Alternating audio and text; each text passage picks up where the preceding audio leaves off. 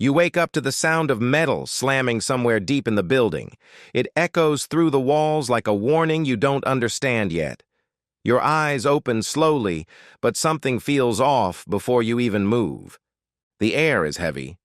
The silence is wrong. Then you hear it. A scream, distant but sharp, cut off too quickly. And after it, laughter. Not normal laughter. You sit up. Cold steel bars in front of you. Concrete walls on every side. And in that moment, it becomes clear. You're not visiting this place. You're inside it. And whatever this is, it has already started. A high-security prison isn't just a building. It's a system that runs on fear, control, and silence. There are rules here, but no one explains them to you. You learn them the hard way, or you don't learn them at all. Inside these walls, power doesn't come from uniforms or authority. It comes from who people are afraid of. And right now, you are no one. You don't know how you got here. You don't know why you're here. But one thing becomes obvious very quickly. Everyone is watching you, not out of curiosity, but expectation. Like they already know something you don't.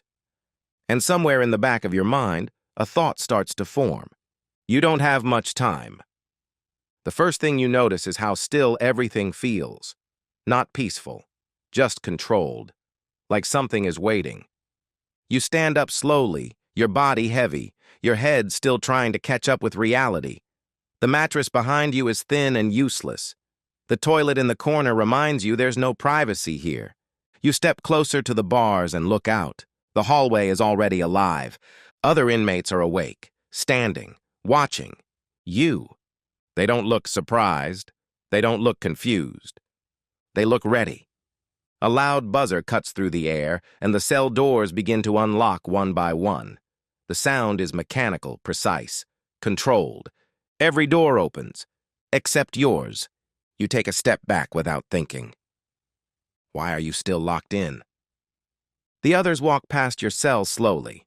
Some don't even try to hide the fact that they're staring directly at you. You feel it. This isn't random. This is deliberate. Something about you is different, and whatever it is, they all know it. Eventually, your door opens. No guard, no announcement, just a quiet click. You hesitate for a second before stepping out, but staying inside feels worse. At least outside, you can see what's coming. The corridor leads into a larger room. Tables are spread across the space, but people are not sitting randomly. They're divided, groups, territories, lines you can't see, but you can feel. You move forward, trying not to draw attention, but it's already too late. A man steps in front of you. He doesn't rush, he doesn't raise his voice, he just stands there blocking your path, like he's always been waiting for this exact moment. You're new, he says. Not a question. You nod, unsure if speaking is a mistake. He leans slightly closer, his voice calm but heavy. In here, you don't move unless you're told. You don't sit unless you're allowed. And you don't act like you belong. He points to a seat in the far corner. You start there. You don't argue. You don't ask why. You move. Because something inside you understands that this isn't about rules, it's about survival. And you're already behind. Time doesn't pass normally here. It stretches. Every moment feels longer than it should, and every decision carries more weight than you expect. You try to adapt, you stay quiet, you observe, you copy what others do, but it's not enough. It never is. The mistake happens during something simple. Food. You follow the line, take a tray, keep your head down. You're doing everything right until you sit, the wrong place. You feel the shift immediately. Conversations stop. The room changes. You look up, and he's already there. The same man. But this time, there's no patience in his face. You don't learn, he says. You stand slowly, trying to correct it. Too late. Someone behind you grabs your shoulder and pushes you forward. The tray slips from your hands, crashing onto the floor. Laughter spreads, but it's not loud. It's controlled. You brace yourself for what comes next. But it doesn't come. Not yet. He steps closer, his voice low enough that only you can hear it. Next time, you don't walk away. Then he steps back. And just like that, it's over. But it's not over. Because now you understand something much worse. This place doesn't react immediately. It waits. By now, you've stopped thinking like an outsider. You start seeing patterns. Who talks to who? Who avoids eye contact? Who controls which spaces? Nothing is random here. Everything belongs to someone. Even silence. You sit in the yard, trying to disappear into the background. But disappearing isn't an option. Not for you. You've been noticed, and once you're noticed, you don't go back. Someone sits next to you. You don't look at him at first.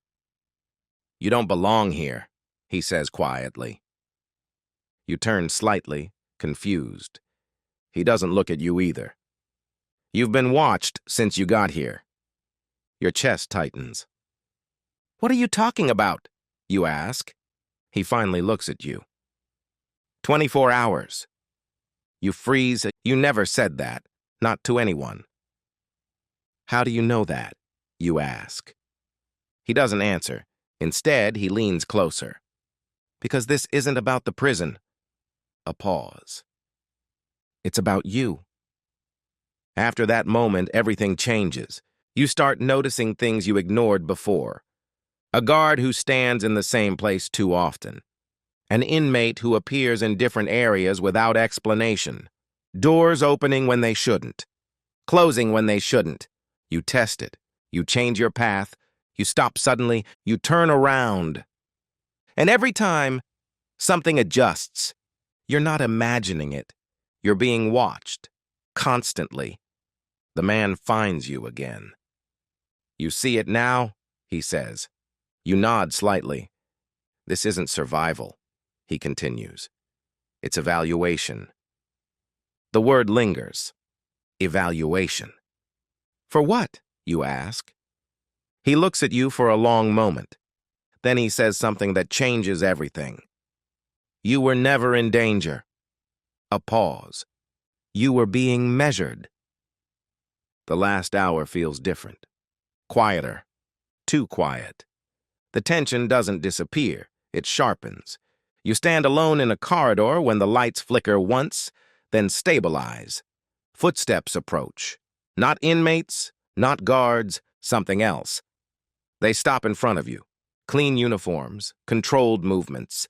The man from before stands behind them now, watching, waiting. One of them steps forward. You made it, he says.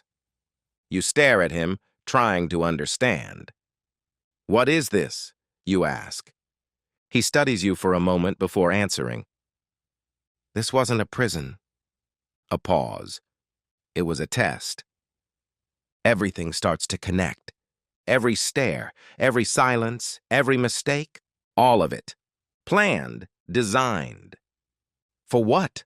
You ask. He steps closer. To see who you are when nothing is explained and everything is at risk. You walked in with no control, no answers, no idea what was happening.